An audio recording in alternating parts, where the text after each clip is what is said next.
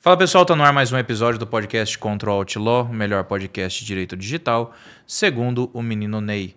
Hoje não vamos contar, infelizmente, com a presença da Lu. A Lu está ocupada fazendo um curso, mas estamos aqui mais uma vez eu, professor Rafael Chaia, professor Luiz Bino e nosso correspondente ribeirão pretano, Antony Gama, para falar sobre Internacionalmente. uma polêmica que pegou o pessoal agora aí pesado de novo, que a gente não pode dizer que não esperava que fosse acontecer, né? Algumas coleções de NFT tiveram aí uma queda absurda no que tange a sua cotação. Os valores despencaram.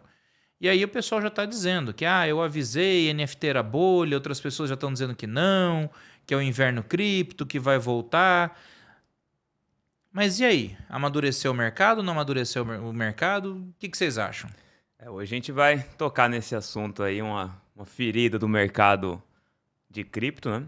E eu creio que a NFT ela veio para que deu esse boom, né, sobre o tema e que de fato foi bem noticiado, muito adquirido, mas agora a NFT ela não serve só para isso, né? Então acho que é o que a gente precisa comentar bastante hoje. E aí, Anthony, como que você tá? Mais uma vez, um prazer estar aqui na TV mais famosa de todas. Pessoal, a gente comenta sempre que porque essas coisas acontecem. Inverno cripto assustou pessoas. Essa questão agora dos NFTs também assusta as pessoas, porque nós vivemos, e interessante é que foi praticamente junto, o boom das criptos, o boom dos NFTs. Muita gente que não tinha conhecimento algum tentou buscar algum conhecimento ou foi na cal dos gurus para tentar comprar alguma coisa, fazer um dinheirinho extra, e isso bateu com a pandemia, só que agora está vindo o famoso choque de realidade. E os NFTs, ficou claro que o que aconteceu lá foi uma curva de Gartner. E a expectativa frente à usabilidade colidiram. Então é isso aí, nós vamos discutir bastante sobre isso e vamos ver se realmente a tecnologia morreu ou se tem muito mais a oferecer. Então, já nos siga nas nossas redes sociais, @rafaelchaia.dv, @lufatim, @oluisbino e @antony.adv, todos no Instagram. Siga também nosso perfil oficial no Instagram, @control_out_law, para você poder já ficar ligado com relação aos cortes exclusivos, conceitos, entre outros conteúdos extras de cada episódio. Estamos também no YouTube, @control_out_law, para que você possa assistir na íntegra esse episódio. Esse é um podcast apoiado pela ANAD, Associação Nacional de Advogados de Direito Digital, e pelo Park Office Brasil, melhor espaço aí de coworking de Campo Grande, caso você esteja procurando um lugar para poder atender melhor aos seus clientes. Esse é um podcast produzido pelo pessoal da DIO Comunicação. Então, se você precisa de um espaço aí para comunicação, pessoal, para fazer uma gravação, um podcast, um vídeo, uma videoaula, troca uma ideia com eles aí que eles vão te atender super bem, eu tenho certeza. É isso aí, gente. Vamos começar já a conversar sobre esse assunto. Bino, e aí? Como é que ficou essa questão, por exemplo, das coleções mais caras do mundo? O Bored Ape Yacht Club, por exemplo. Que a gente viu que, Justin Bieber chegou a comprar um NFT lá a 1,95 milhão de dólares. E agora parece que teve uma desvalorização de quase 95%. Exato, cara. Ficou pobre, né? Ficou. Como está Justin Bieber? Perdeu tudo. Cara, é como se o ele negócio tivesse seguinte. derrubado uma casquinha de sorvete no chão. Esse é o sentimento. Olha, uma casquinha de sorvete no chão acaba com o dia de muita gente, viu? Dependendo do sorvete, cara, eu fico bem triste.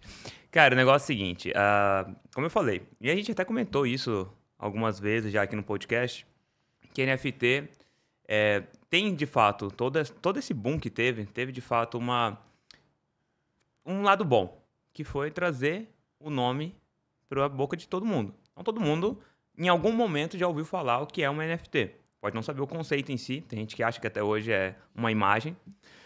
E tratando principalmente sobre o Bored Ape, teve o Neymar também comprou acho que 120 milhões de reais, né? Num valor de dólares.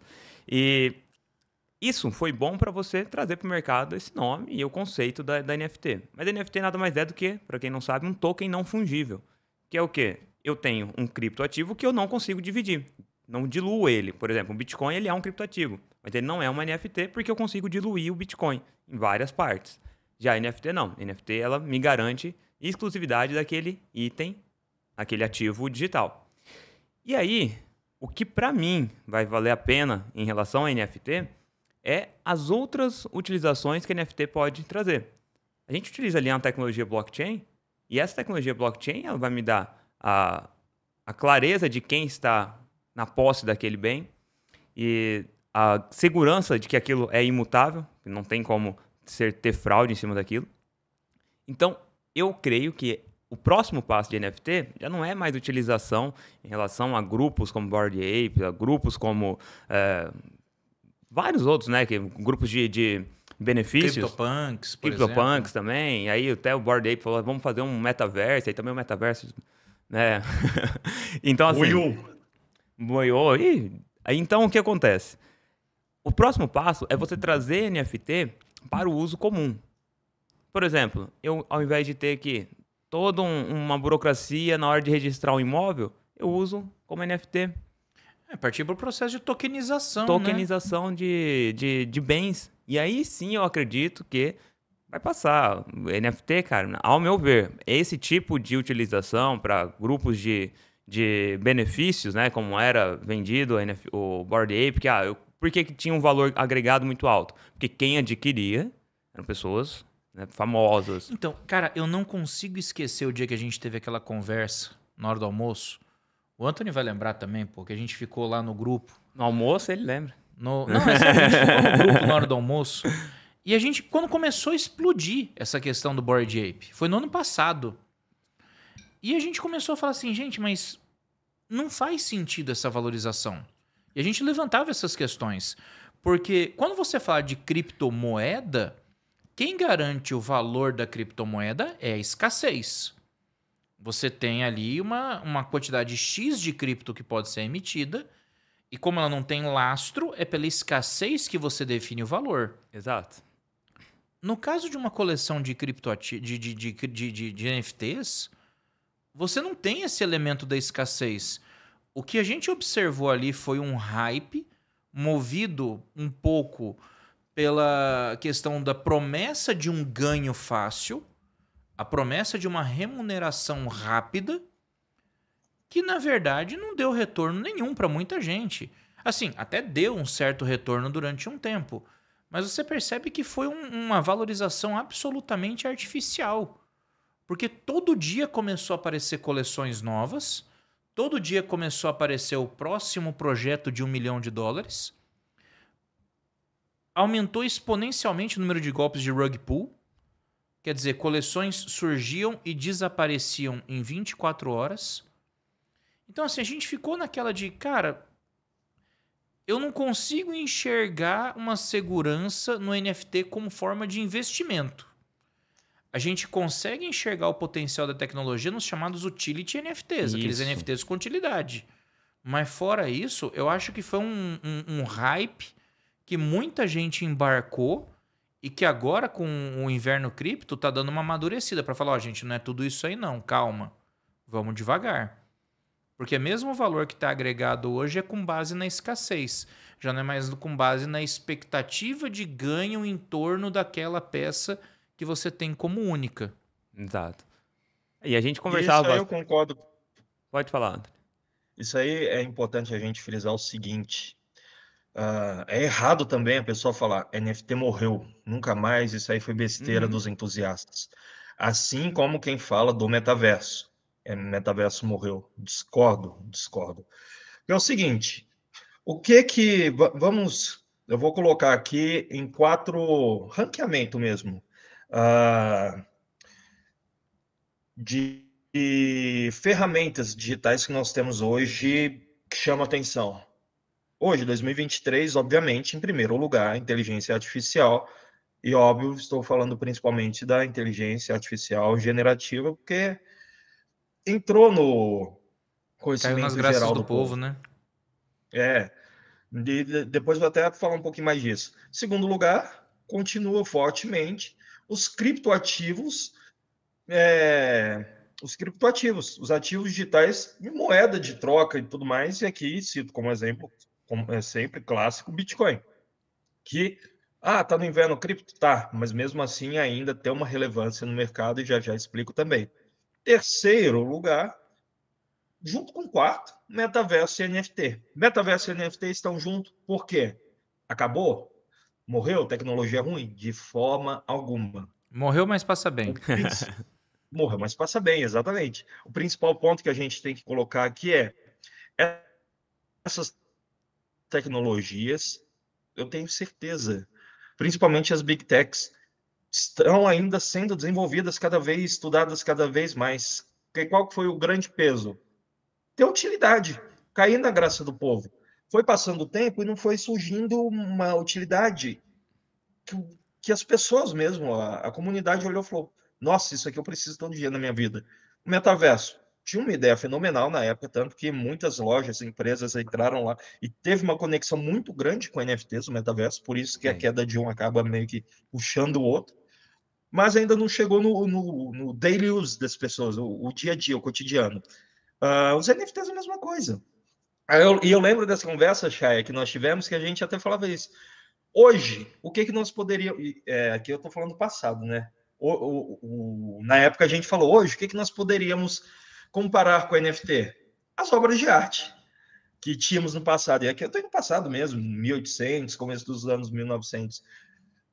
E o que dava valor na obra de arte, muitas vezes o artista morria e nem via sua obra valorizar.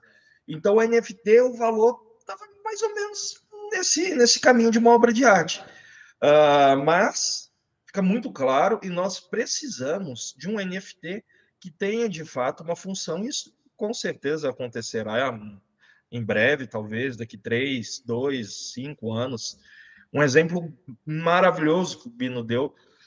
E nós temos sempre que nos atentar a uma questão. A tecnologia blockchain ainda é uma tecnologia muito segura a nível internacional. Uhum. Então, NFTs, criptomoedas, todas utilizam a tecnologia blockchain para transações. Isso aí, se está numa tecnologia que todos estão tentando utilizar, hoje nós já temos o Estado do brasileiro utilizando tecnologia blockchain Existe a uma tendência rede cada vez Brasil de mais blockchain. evoluir. Exato. Então, se nós estamos caminhando para isso, pode ter certeza que essas tecnologias também, daqui a pouco, volta com tudo. NFTs, criptoativos também nas mãos das pessoas, né? Porque eu gosto de falar muito. O Bitcoin, um exemplo do Bitcoin, foi criado ali em 2008. Pessoal, naquela época, ainda é difícil fazer transação internacional. Já falei, eu acho que nos 3 episódios, mas eu tenho que sempre falar isso. Vai fazer uma transferência internacional para você ver a dificuldade. Tenta mandar dinheiro ali para a Indonésia. Cara, com uma transação por criptomoeda, por Bitcoin, você faz isso tão rápido, tão fácil, sem burocracia. E na época que foi inventado o Bitcoin, foi justamente para isso. Na época só tinha um cartão e o dinheiro em espécie, né? O Bitcoin veio com essa ideia de ser um ativo global de transação. Por isso, do poder dele até hoje. E as grandes criptos todas têm um projeto, um white paper bem elaborado. Então, por isso que eu falo, nenhuma dessas tecnologias morreram. Elas estão sendo reelaboradas, principalmente metaverso, principalmente NFT, e tenho certeza que vão voltar à graça do povo. Principalmente o NFT quando ele ter utilidade mesmo. O Anthony traz um ponto muito importante que a gente comentou até já em outros episódios, quando a gente falava sobre o crescimento exponencial de inteligências artificiais. Por quê? Que a inteligência artificial avança tanto e é muito utilizada, enquanto o metaverso, que era uma tecnologia que todo mundo apostou bastante, recuou. É pelo fato de você não ter acessibilidade àquilo. Quanto mais difícil do afegão médio, né, utilizar a tecnologia, menos ela vai ser utilizada. Então esse é um ponto principal, esse é um ponto fático. Se a NFT ela servir como utilidade no dia a dia da população, aí sim nós vamos ter NFTs sendo utilizadas cada vez mais. Porém, eu acredito que esse tipo de uso que foi muito fomentado em relação a Bored Ape, CryptoPunks, etc., esse tipo de uso ele vai cada vez mais sendo um pouco mais restrito. Pode ser que sim, quanto mais restrito, lá na frente, volte a ter um preço alto pela escassez. Eu acho que o grande erro foi ter tratado o NFT como criptomoeda. O pessoal vê aqueles movimentos no sentido de o sujeito que comprou o Bitcoin lá atrás agora está milionário. E aí surge uma nova categoria de criptoativos que está no início. O pessoal encarou aquilo como um Bitcoin 2.0. Vou entrar nisso agora porque eu sei que eu vou ter lucro. E aí, lógico, demanda e oferta, você cria um hype, inflaciona de forma artificial os valores. O pessoal começou, como é que você explicava dentro de uma lógica, seja uma lógica jurídica, seja uma lógica econômica, seja uma lógica do campo da tecnologia e informação, como é que você explicava de uma forma lógica que uma imagem gerada aleatoriamente poderia chegar a valer 100 milhões de dólares? Não fazia sentido nenhum. Então, assim, a gente percebia que era uma coisa muito frágil, porque o pessoal foi muito naquela ânsia do ganho rápido, tratou como se fosse criptomoeda e, no final, logicamente, esse mercado não se sustentou pela falta de utilidade. Legal, eu tenho uma imagem. Ok, quais são as vantagens que essa imagem me dá? Eu posso frequentar um grupo exclusivo no Telegram. Eu posso frequentar um restaurante exclusivo em Nova York. Eu posso ir numa festa exclusiva só para os membros. Tudo bem, mas se eu for pensar nisso em escala global, eu estando aqui no Brasil, eu não consigo explorar nenhuma dessas vantagens. Então, assim, o grande erro que eu noto foi esse, foi terem tratado como se fosse um criptoativo. Eu acredito que ele pode servir como base para a construção de um mercado de arte digital? Sim, eu acredito. Só que mesmo assim, você tem que dar um aspecto único ao que você está gerando. E com todo respeito, se você pega um projeto como o Bored Ape, o CryptoPunk, entre outros, não parecem ser projetos únicos. Porque o cara ele vai lá, ele cria um conjunto de cabeças, um conjunto de olhos, um conjunto de boca, um conjunto de acessórios, roda um algoritmo para gerar de forma aleatorizada e pronto. Cadê a arte nisso? Cadê aquele aspecto que faz com que a arte seja encarada de forma única, como uma construção de fato humana? Então, assim, uma coisa é você ter um artista digital que faz uma ilustração, transforma essa ilustração no NFT, embute nesse token um smart contract, permitindo que você possa, por exemplo, licenciar essa arte para camisetas, canecas, etc. Outra é você ter uma imagem que foi gerada aleatoriamente, que você depois bate o olho e fala, não, eu tenho aqui um macaquinho virtual. Então, e isso daí é a utilização do dia a dia. Se você coloca como uma cadeia experimental, uma cadeia de custódia mesmo daquele bem, daquele item. Eu criei aqui uma coleção, essa coleção ela vira vira ali uma logo na minha camiseta, entendeu? Isso daí é uma coisa que eu consigo ir acompanhando o alcance daquela minha criação. Isso é importante. Anthony? Isso aqui que o chefe falou da arte, vamos voltar na arte clássica aqui, as pinturas. Olha como é identificável. Um artista famoso, internacionalmente famoso, Salvador Dalí. Quem não conhece é o famoso, dê um Google aí que você já pode até ter visto em algum filme, alguma coisa, alguma arte dele. Cara, ele era um pintor espanhol, excêntrico, o bigodão dele é muito famoso. Em qualquer lugar do mundo, você vê uma obra de arte, um quadro Salvador Dalí, você vai olhar, você fala, isso aqui deve ser dele. E até cito outros, cito brasileiros, Romero Brito, os mosaicozinhos dele coloridos são clássicos a nível internacional também, esse está vivo. Outro muito famoso brasileiro, Aldemir Martins, e os seus famosos gatos. Você pode pintar um gato parecido com o do Aldemir Martins, mas quem olha ali fala, esse aqui é dele, esse aqui não é. Então, O essa Romero Brito. característica única. Oi? O Romero Brito. Sim, os mosaicos do Romero Brito.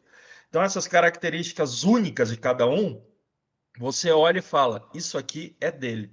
E o Romero Brito, o pessoal tenta copiar também direto, mas a junção de cores, tem até aeroportos no Brasil que tem obras dele espalhadas.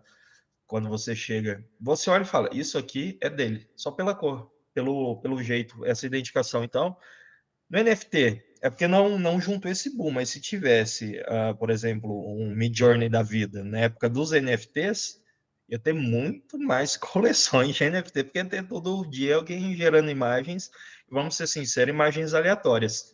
E Eu até estava isso mesmo brincando pode dar uma ontem. queda, né, no mercado. Até essa facilidade de você criar ali a todo momento, sem trazer uma utilidade para aquilo, vira só uma figura, cara. É esse que é o Sim, problema. A gente não pode ontem eu tratar estava dessa forma. brincando com Midjourney, eu fui criar uma imagem baseada num jogo que eu jogava. Eu escrevi brevemente o roteiro dele. Uma das imagens que ele gerou, eu olhei e falei: Isso aqui é o Lego, pô. Não tem nada a ver com o que eu coloquei aqui. Fizeram um cenário de Lego. Aqueles games do Lego, por exemplo, tem Lego Star Wars. Ficou muito semelhante àquilo. Eu olhei e falei: Aí, ó, cadê a, a autoridade disso, a ser único, exclusivo, sabe? Então, iam sair alguns NFTs esquisitos se estivéssemos nessa pegada. Agora você pensa a utilização de NFT para, por exemplo, um registro de marca. Muito mais ágil, muito mais rápido. Imóveis. Entendeu? Imóveis. Então, eu vou registrar aqui, eu sou arquiteto. Vou registrar, já deixar meu projeto pronto em NFT e vender isso em NFT. Projetos, verdade. E eu vou até mais além, Bino, já que a NFT permite ter um conteúdo massivo dentro, registro de patente. Porque quando você vai Também. registrar uma patente no Brasil, você tem que ter tudo detalhado, passo a passo, é bem Descritivo, né? complexo.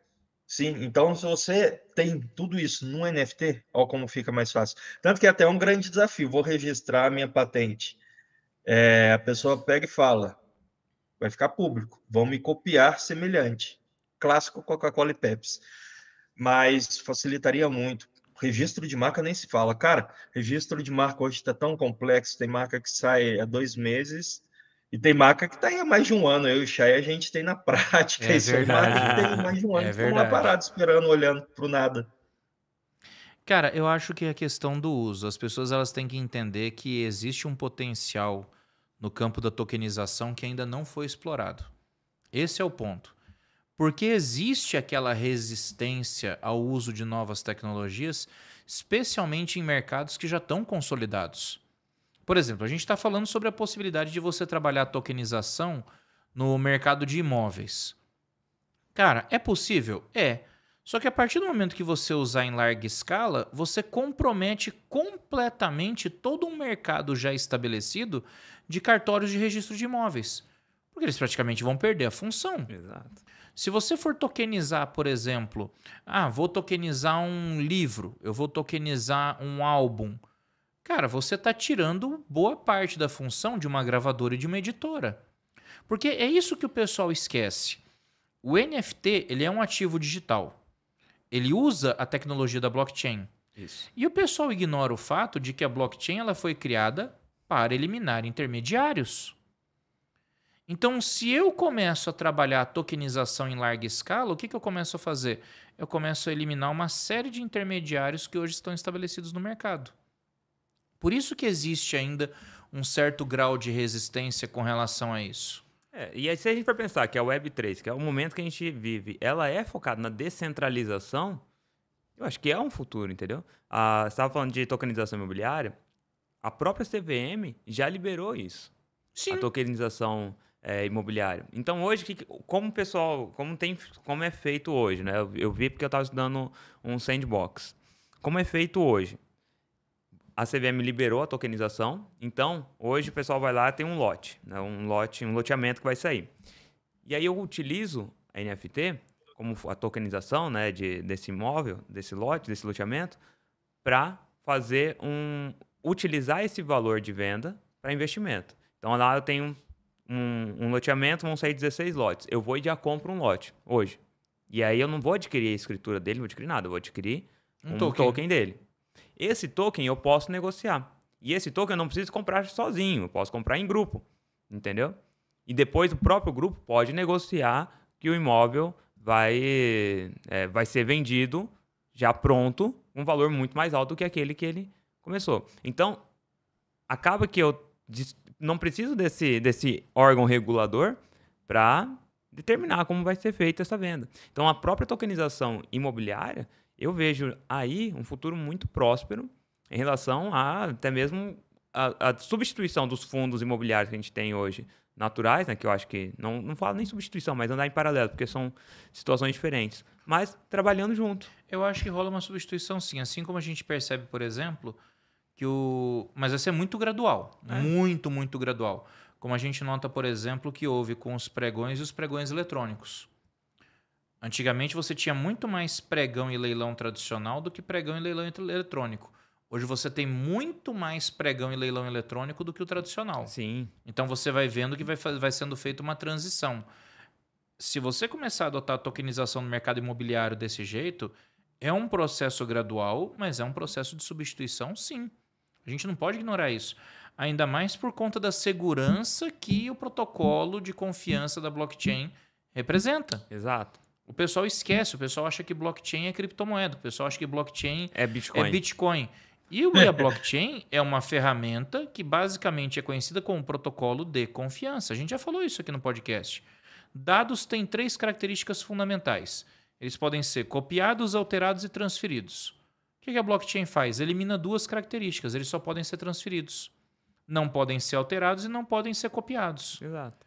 Pô, não é à a toa segurança que traz isso. Exato, não é à toa que você usa, por exemplo, redes como a do Ethereum hoje para poder autenticar todas as operações da Visa e da Mastercard. Então o pessoal fala assim, nunca vou mexer com blockchain na minha vida. Tá mexendo. Eu sou muito antiquado para isso. Meu amigo, se você tem um cartão Já tá Visa ou mexendo. Mastercard, você já está mexendo. Isso é uma confusão que as pessoas fazem mesmo, Chay. A blockchain não são os criptoativos. A blockchain é a estrada onde andam os carrinhos do criptoativo. A blockchain é muito maior que tudo isso. E eu acredito muito nisso que o Bino falou, combinado com o que você falou, e é que eu digo até, vocês citaram substituição, uso comum, e eu vou mais até nesse caminho do uso comum, e até mesmo numa seara de manter os dois. E aqui eu trago o exemplo da minha área, contratos. A CVM também permitiu, e já tem até mais de um ano, eu tenho até um vídeo falando disso, contratos podem ser elaborados como a moeda sendo criptoativos. A única tensão que você tem que ter é que é o valor do criptoativo na data, porque tem criptoativo que, infelizmente, né? Vamos no clássico exemplo da Luna aí, né, Cheia? Derrete. Nossa Então, Senhora. nós temos que ficar ligados só nessa questão. Porque numa moeda, por exemplo, real para dólar, ok, ali desde 1998 não passou dos R$6, sempre ficou nessa margem. Agora, uma criptomoeda, pode acontecer dela valer 100 mil um dia, no outro dia valer 50 mil, 20 mil. Por isso que tem as stablecoins, que são baseadas em moedas, como por exemplo o USDT, que é com o dólar. E o também Drex? Oi? O Drex agora também, que é o real digital. Eu ia chegar também no Drex. Nós temos agora também, até para fazer essa combinação, falamos muito ano passado do real digital e chegamos de fato no real digital, no Drex. Como os grandes, não tem como não falar de Bitcoin, de Ethereum hoje em dia. Então, eu acredito muito também nessa combinação de uso, utilizar formas não antiquadas, né? Vamos colocar clássicas, mas também com formas que a tecnologia permita facilitar o uso e tornar também mais seguro, ser uma nova via. Quando a gente fala dessa desvalorização, né, de Bitcoin, da mesma forma que ela sobe num dia 60%, a queda também ela é acentuada. Porque é natural. Se eu tenho uma queda, se eu tenho um bem que ele gradualmente vai subindo o seu valor, da mesma forma, gradualmente ele pode descer. A variação é meio parecida. Então, a mesma coisa, se eu valorizo hoje 60%, amanhã eu posso desvalorizar 60% também. Para poder estar sempre entrando dentro da sua linha. Então, é natural isso. E NFT, eu acho que se a gente não volta, mais uma vez, tocando no assunto, se a gente não coloca ele para ser utilizado no dia a dia, não vai render. Aliás, eu posso fazer uma provocação aqui rapidinho? Nossa. Provocar é bom, pô. Provocar é bom. Vocês viram que em dezembro de 2022 a gente teve a aprovação do marco legal dos criptoativos, que foi a Lei 14.478. Isso.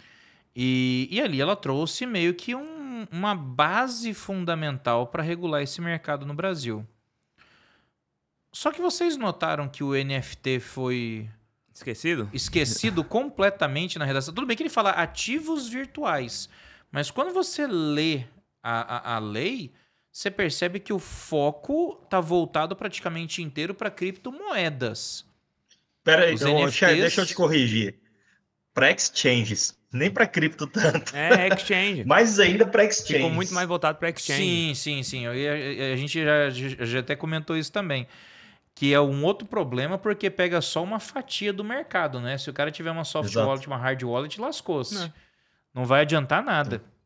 Então, assim, a gente percebe que o NFT dentro da 14.478, ele foi um notório ausente. Ninguém falou nada sobre tokenização no marco legal dos criptoativos. E se você for pensar bem em termos de complexidade e uso, o NFT é muito mais amplo do que a criptomoeda. Porque a criptomoeda, ok, ela é um meio de pagamento descentralizado. Acabou. Agora, quando o assunto é NFT, cara, NFT, o céu é o limite.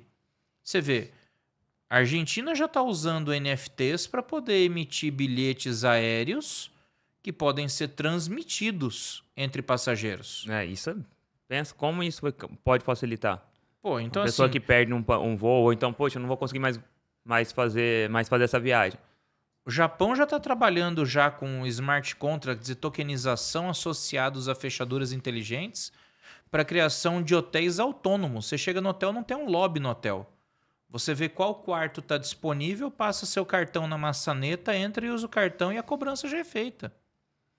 Você tem projetos como o da Satoshi Island, que a gente já discutiu aqui também, que são tokens imobiliários vinculados a uma ilha e um condomínio que tem lá várias casas. Comprou o token, a casa é sua. Então, assim, cara, a gente pode usar NFT para arte, a gente pode usar NFT para música, para literatura. A gente tem uma editora que, inclusive, tokenizou, usou um NFT e um smart contract nos seus livros didáticos digitais por conta da questão da revenda. E para cada revenda de livro, eles recebem uma porcentagem da revenda, porque eles viram que cada livro deles era revendido em média 7 vezes e eles não recebiam por isso. Então, pô, eu posso usar para livro, eu posso usar para música, eu posso usar no mercado imobiliário, eu posso usar no mercado automotivo, eu posso usar para tickets em shows, em viagens. Olha o tanto de função que o NFT tem. Tudo que te garante um bem único, você pode colocar como físico NFT. Ou digital. Físico ou digital, exatamente. E quer dizer, e a gente tem a 14.478 que meio que ignorou completamente a existência deles. Mas assim, marco, eu gosto de comentar isso daí. Toda vez que a gente fala de marco legal de alguma coisa, ela é aquela base para quê? Quando eu for construir uma outra lei que vá tratar de tema semelhante, tenho que consultá-lo. E para falar bem a verdade, o marco legal que a gente tem hoje, que eu acho que é o melhor, mais completo, é o Marco Civil da Internet. Por quê? E que tem 32 artigos. Porque se ouviu, de fato, a sociedade, quem utiliza, quem está naquele meio, para aí sim construir uma lei completa e que vá atender aquela demanda. Não adianta eu criar uma lei porque o tema está em alta e eu vou lá e crio a lei somente para tentar regulamentar aquilo. Porque deixa coisas para fora. Mas ao menos nas bases conceituais da lei, eles podiam definir lá quais são os ativos virtuais. Porque ficou aberto. A lei fala de ativos virtuais, que é um conceito, inclusive, que é utilizado pela Câmara de Ativos Virtuais da Arábia Saudita. Uhum. Que eles usam lá a expressão virtual assets. podia chegar e falar, compreendem ativos virtuais. Nem que fizesse um rol exemplificativo. Criptomoedas, NFTs, etc. E o problema, como eu falei, não é nem não ter citado o NFT, pelo menos, mas é você notar que a lei foi construída pensando exclusivamente em criptomoeda. Ou seja, a 14478 ela pensou em ativos virtuais, mas ela pensou nos ativos virtuais como sendo criptomoedas, ignorou a existência do NFT. Então, assim, eu posso Só até fica mais como um pensar numa perigo regulação. também. Oi? Hã? Fica mais como um perigo de realmente essa ampla interpretação, que vai acabar gerando mais dúvida quando de fato É, chegar a tribunais. É Porque isso que a gente fala. deixando, Pode falar.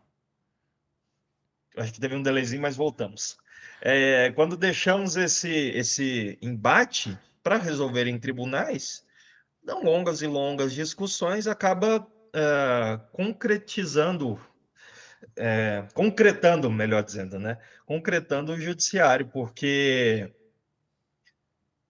lá era em tese para falar de criptomoedas, deixou aberto, chegou alguém com uma demanda de NFT, e caso seja um NFT vinculado a uma questão totalmente diversa das criptomoedas, pronto, está feito o grande embate jurídico. cara, eu acho que toda construção legal que a gente tem que fazer tem que ser ouvido aquele que vai utilizar, tá? Então, assim, agora o pessoal está comentando sobre a possibilidade de se criar uma legislação para regulamentar a inteligência artificial. A gente está no meio da Web3, num momento totalmente voltado para descentralização, e se pensar que eu vou ter que fazer tudo conforme uma base governamental, regulatória queira, eu tô fugindo totalmente do que é a realidade, entendeu? Fora o paradoxo que é você querer regular algo que foi criado exatamente para fugir da regulação. Exatamente. A blockchain ela foi concebida para não ser regulada centralmente, mas para ser regulada por meio dos próprios participantes da cadeia que você cria, estabelecendo a relação negocial. Tanto que existe um conceito dentro da ciência jurídica que fala de criptolei, ou seja, de uma regulação do próprio sistema sobre o ativo que é criado. É aquele exemplo clássico que a gente já discutiu, por exemplo, da possibilidade do exercício do direito de arrependimento para compra de um NFT. Ah, comprei o NFT. 7 dias depois, artigo 49 do Código de Defesa do Consumidor, eu quero devolver o NFT. Você não consegue, meu amigo, porque as relações jurídicas estabelecidas dentro da blockchain, uma operação dentro da blockchain, é irreversível. Você não tem como simplesmente apertar um botão e desfazer a operação. Então, assim, programação, né, cara? O Procon de São Paulo chegou e falou assim, não, cabe direito de arrependimento. Juridicamente, você até pode falar que cabe direito de arrependimento, mas materialmente falando, na prática, concretamente falando, é impossível. De onde que veio a solução? Veio da lei? Veio da regulação? Não veio. Veio do próprio programador que pegou os padrões do Ethereum, o RC721 e o RC1155, e criou lá o RC721R e o RC1155R. Para chegar e dizer o seguinte, ó, se você comprar um ativo virtual, um NFT, que tenha sido desenvolvido com base nessas linhas aqui de programação, você vai ter até 100 dias para devolver. Quer dizer, enquanto a lei está falando de direito de arrependimento de 7 dias, o cara já programou um direito de arrependimento de 100 dias. Só que ao mesmo tempo também isso é arriscado. Porque se a gente tá tratando a NFT hoje ela é tratada como um criptoativo, eu compro hoje valendo, sei lá, 1 milhão. Amanhã, daqui 7 dias, o negócio vale 500 mil. Eu falo, agora me arrependo. Entendeu? É uma insegurança jurídica muito grande. Aí talvez a gente entre em conformidade com a solução apontada para os contratos. Qual que foi a questão que a CVM trouxe para os contratos? Pode fazer, mas independentemente da variação, fixa a data com este valor. Então, vamos para o arrependimento da desvalorização, tem que ter algum parâmetro temporal. Temporal, acredito que seja mais equilibrado hoje, mas vai ter que ter algo que é baseado nesse valor aqui. Pode subir, pode cair. Então, a pessoa não recupera totalmente agindo de má fé, né, nesse cenário que você colocou. E eu trago aqui até mais um exemplo que acontece bastante, principalmente no mundo cripto, que são os forks, as bifurcações. Porque o que acontece no mundo cripto quando precisa de alguma mudança? É feito pela comunidade, a própria comunidade, e os próprios programadores. E nós temos criptos há mais de 10 anos. Sempre que necessitou alguma alteração grande, mudar algo do gênero, foi feito esse fork, ou seja, essa nova linha, ou seja, uma nova tecnologia, um novo modo de entender, algo que era demandado pela própria comunidade, ou seja, mais uma vez a descentralização dando as caras. O exemplo é o fork mais recente do Ethereum, né? Que fez com que o Ethereum ele fizesse a transição do Proof of Work para o Proof of Stake. Eu já não preciso mais de poder computacional para minerar Ethereum, basta que eu tenha uma quantidade X de Ethereum na minha carteira que eu possa, entre aspas, investir para que eu possa validar as operações e dessa forma obter as recompensas. Então, assim, são muitos conceitos que as pessoas ainda precisam compreender antes que elas possam bater o martelo para dizer se uma tecnologia morreu ou não. É como o Anthony falou assim, o pessoal gosta de falar, por exemplo, que o metaverso morreu. Cara, não é questão de morreu, mas é uma questão muito parecida com o problema que a gente nota em relação aos NFTs. Faltou aquela penetração no mercado, faltou o cidadão comum, o afegão médio mesmo, como falou o Bino, pegar aquilo e agregar aquilo no seu dia a dia. Faltou eu encontrar, por exemplo, uma utilidade. Beleza, tem um NFT. Para que eu uso isso aqui agora? Exato. Vou deixar sentado numa carteira para ver se vai valorizar e para ver se daqui 2, 3 anos eu vou ganhar dinheiro. Cara, se o brasileiro não tem a cultura, por exemplo, de investimento em bolsa de valores, por que raios ele vai ter essa mesma cultura no que diz respeito ao investimento em NFTs para ganho financeiro? Então esse já é um ponto que a gente pode questionar. O que empurrou algumas pessoas para esse mercado, com todo respeito, foi o hype de tentar obter ganhos rápidos. Inclusive, muito influenciador digital, que botou pilha na galera para comprar NFT que agora não vale nada, inclusive fora do Brasil, está sendo investigado. Por conta da responsabilidade que fez aí de gente perder grana pesada. Então, assim, o pessoal caiu na expectativa inflada e depois foi ladeira abaixo na desilusão, principalmente pela falta de conhecimento. A gente sempre falou isso, né? É uma coisa que a gente também já discutiu. O NFT, gente, olha isso, qualquer ativo virtual por trás dele precisa ter uma utilidade, até mesmo as criptomoedas. A rede da blockchain de uma criptomoeda tem uma função, tem uma finalidade. Então você quer começar a pensar em estudar um criptoativo, você quer começar a estudar um NFT, uma criptomoeda, etc., vai pesquisar os white papers, vai pesquisar o projeto, vai ver quem são os desenvolvedores, vai ver quem está apoiando esse projeto. Qual a finalidade? A finalidade, faz a lição de casa. Por exemplo, o Ethereum. Cara, vê o roadmap para ver onde que pretende chegar. O roadmap, perfeito, para ver onde é que pretende chegar.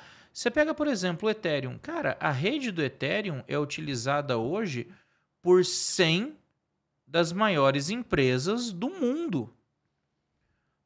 Visa, Mastercard, as próprias operações de compra e venda de jogadores na União Europeia, todas são autenticadas por meio da rede do Ethereum. Então, assim, por que a gente costuma dizer que o Ethereum é uma criptomoeda forte? Porque, cara, a blockchain do Ethereum ela é utilizada para muita coisa. É muito difícil você vislumbrar... para coisas que são utilizadas no próprio dia a dia. Exato.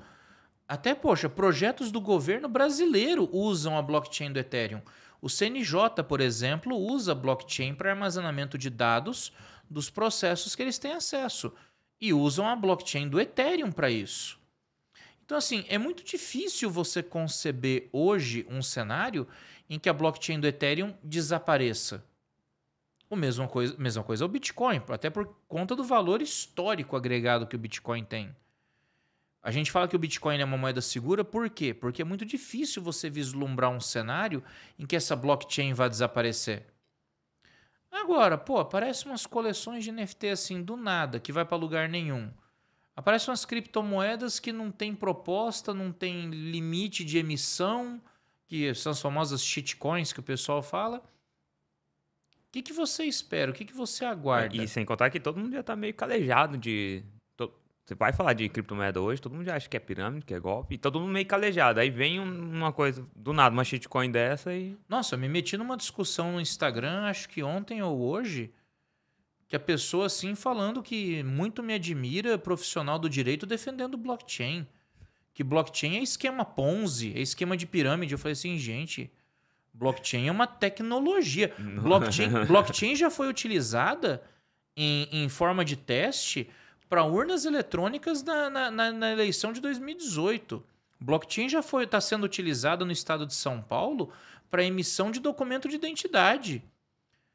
Os caras estão confundindo a tecnologia com o mau uso da tecnologia. Poxa, mas isso muito se dá por um desfavor que a mídia brasileira fez. Exato. A mídia brasileira, em momento algum na sua história, parou para fazer algo educativo sobre criptoativos, sobre ativos digitais, sobre blockchain. Mas deu alguma notícia, algum bafafá, fofoca de pirâmide, de golpe, de gente que perdeu dinheiro, a mídia coloca no seu principal programa e faz chamada ao dia inteiro. Então, mais uma vez, o nosso querido afegão médio, na hora que está vendo televisão, está vendo o quê? Só falar de golpe, de pessoa utilizando de má fé, de pessoa cometendo crimes informáticos. E é essa fama que acaba pegando. Exatamente. Criou-se um preconceito, né? É, a mesma coisa você falar que tem que proibir a fábrica de carro porque a pessoa é atropelada. Não, um argumento que eu li que eu achei sensacional foi o seguinte: uma tecnologia ela só é segura se ela se submeter a uma regulação, porque essa tecnologia, se não é regulada, pode ser usada para cometer crimes. Eu olhei aquilo e falei assim, rapaz, então vamos ter que regular juridicamente todas as linguagens de programação. Porque qualquer linguagem de programação pode ser utilizada para desenvolver um vírus de computador. Exato. Um ransomware, por exemplo. Então, vamos fazer agora o marco legal do Python. Porque não faz sentido.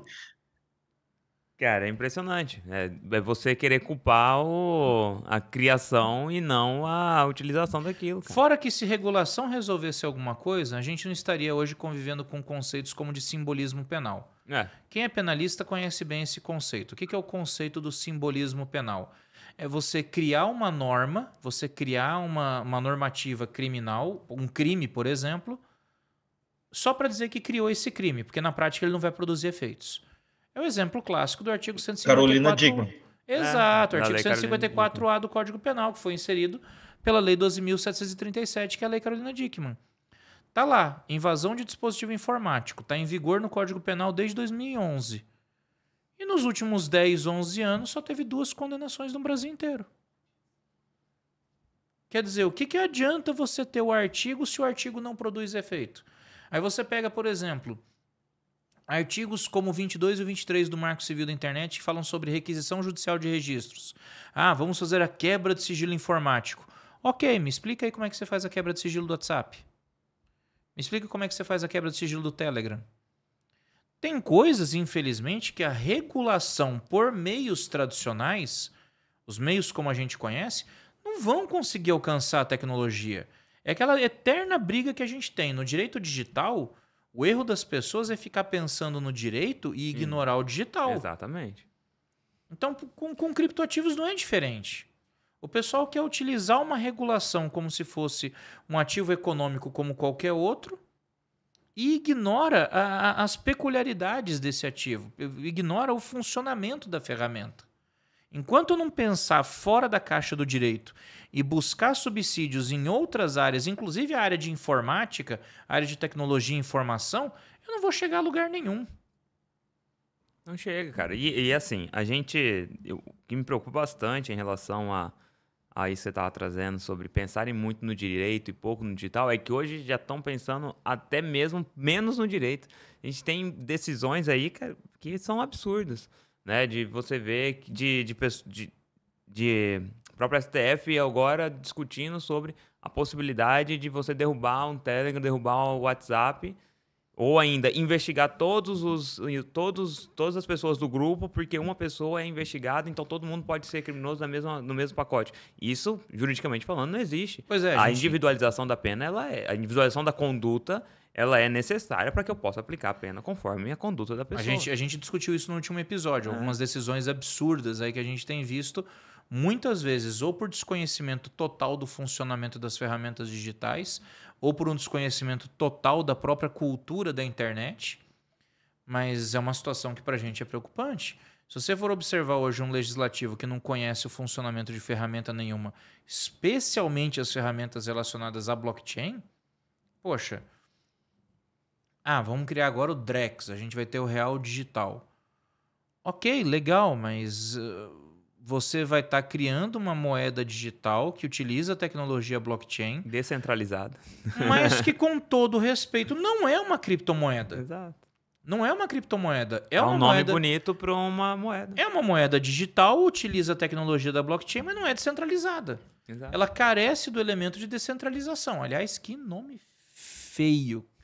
Drex. Aí eu fui ver por quê.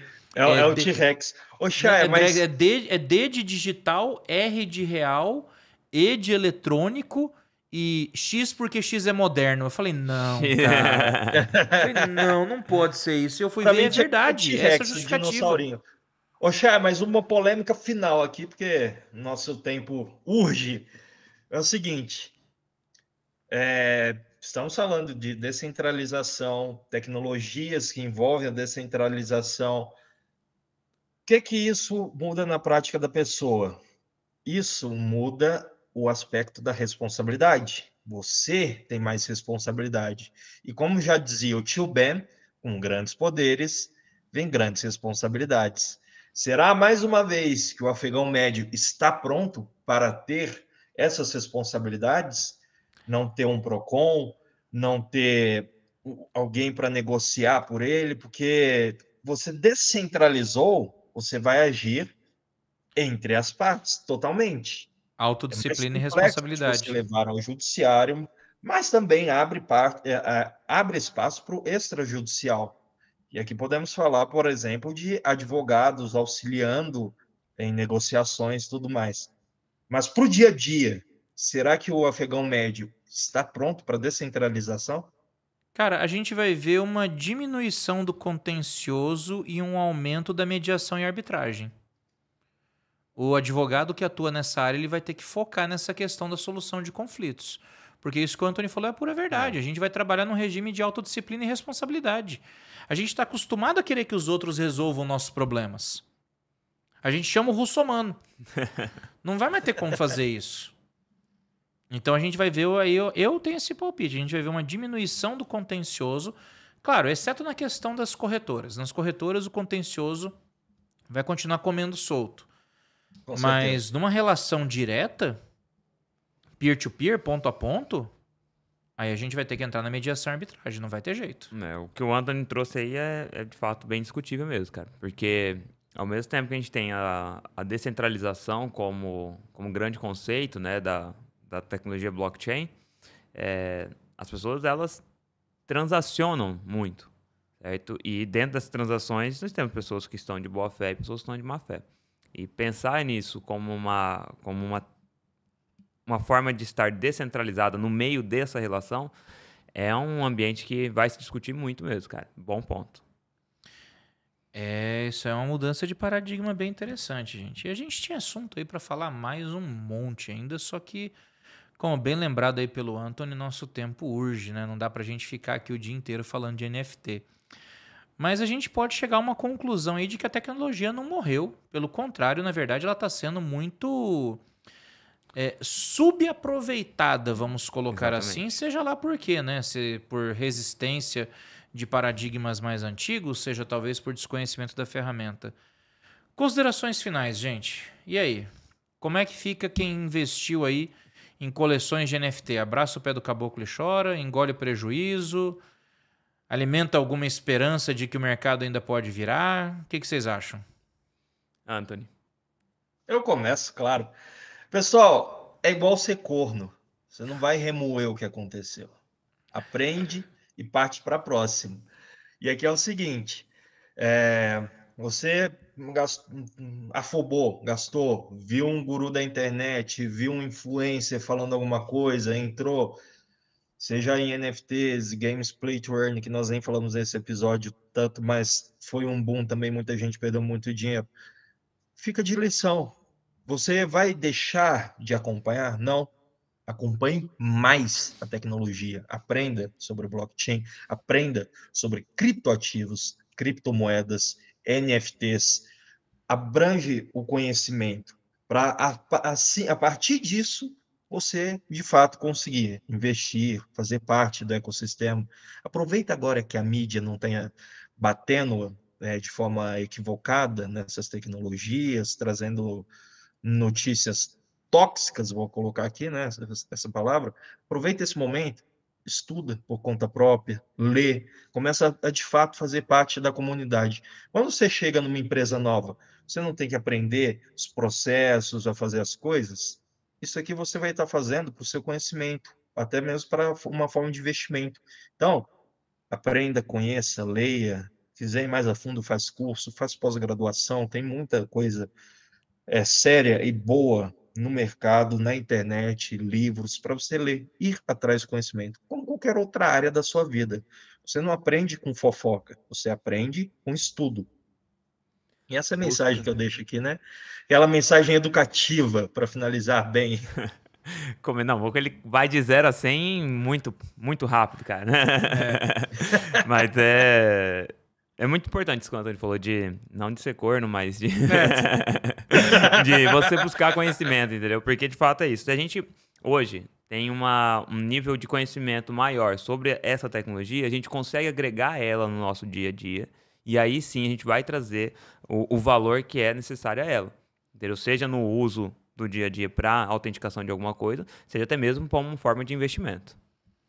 Eu vou até fazer uma recomendação aí pro pessoal. Procura o livro da professora Dayana Carvalho Udry, Blockchain e Criptoativos. Gente, um dos melhores livros voltados para a área do direito que tratam desse assunto. Segue também o perfil da professora Dayana Udry, segue o perfil do professor Pietro Martins, os dois coordenam um dos melhores, se não o melhor curso de pós-graduação de Direito de Blockchain e Criptoativos do Brasil, que é da Escola Superior da Magistratura Federal do Paraná. Cara, busque fontes de qualidade. A verdade é essa. Não adianta você ficar seguindo o conselho de influenciador digital, cara, porque o influenciador digital ele quer engajamento, ele quer curtida, ele quer like, ele vai falar o que você quer ouvir. E para você poder agregar conhecimento com relação a determinado assunto, você tem que fazer uma pesquisa a fundo. Tem muito autor bom escrevendo sobre o assunto. Então, esquece os influenciadores. Vai para quem está debruçado sobre a ciência da coisa. Pega o livro da professora Dayana Udry, dá uma lida. É um livro super acessível, ele é super fácil, não é uma obra extensa, vale demais a pena vocês conhecerem. Tá? A gente deixa aí depois na descrição do episódio um link para vocês poderem ter acesso a essa obra. E é isso aí, pessoal. Não deixe de seguir a gente nas nossas redes sociais, @rafaelchaia.dv, @lufatim.dv, @oluisbino e @antony.dv. Sigam também nosso perfil oficial, tanto no Instagram quanto no YouTube, @contro_out_law, para que vocês possam sempre estar ligados aí com relação a esses episódios e os episódios passados, tá? Mandem também mensagem pra gente lá via Spotify. As melhores mensagens vão ser lidas nos episódios ao vivo. Elogios, sugestões, criticar as coisas que o Anthony fala. Fiquem à vontade aí, pessoal. É o quadrinho aí de recados de vocês à disposição para vocês mandarem a ideia que vocês quiserem. É isso aí, gente. Critiquem Muito com obrigado carinho, pela... viu? Com carinho. Tem que ser com carinho, né? Senão a gente fica chateado. É isso aí, pessoal. Obrigado pela audiência de vocês. Fiquem com Deus. Até a próxima e fui. Um abraço, pessoal.